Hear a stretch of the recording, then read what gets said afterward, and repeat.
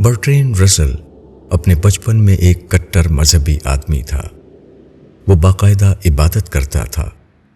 اسی زمانے میں ایک روز اس کے دادا جان نے پوچھا، تمہاری پسندیدہ دعا کون سی ہے؟ چھوٹے رسل نے جواب دیا، میں زندگی سے تنگ آ گیا ہوں اور اپنے گناہوں کے بوجھ سے دبا ہوا ہوں۔ اس زمانے میں خدا رسل کا معبود تھا، لیکن جب رسل 13 برس کی عمر کو پہنچا تو اس کی عبادت چھوٹ گئی اور مذہبی روایات اور پرانی قدروں سے باغیانہ ماحول کے اندر رہنے کی وجہ سے خود اس کے اندر بھی ان چیزوں سے بغاوت کے رجحانات ابھرنے لگے، اور اب برٹرینڈ رسل ایک ملحد انسان ہے جس کی محبوب ترین چیزیں ریاضی اور فلسفہ ہیں۔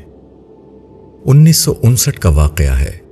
BBC لندن پر ایک بات چیت پروگرام میں فری مین نے رسل سے پوچھا، کیا آپ نے مجموعی طور پر ریاضی اور فلسفے کے شوق کو مذہبی جذبات کا نعم البدل پایا ہے؟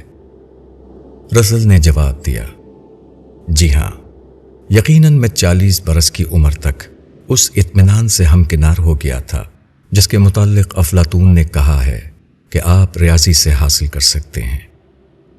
یہ ایک ابدی دنیا تھی، وقت کی قید سے آزاد دنیا۔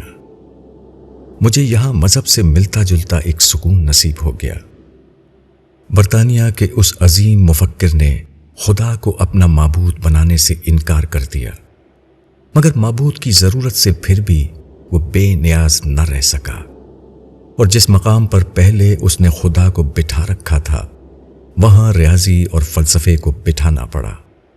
اور صرف یہی نہیں بلکہ ریاضی اور فلسفے کے لیے وہ صفات بھی تسلیم کرنی پڑیں جو صرف خدا ہی کی صفت ہو سکتی ہیں، ابدیت اور وقت سے آزادی، کیونکہ اس کے بغیر اسے مذہب سے ملتا جلتا وہ سکون نہیں مل سکتا تھا جو دراصل اس کی فطرت تلاش کر رہی تھی۔ مذہب اور جدید چیلنج، مولانا وحید الدین خان۔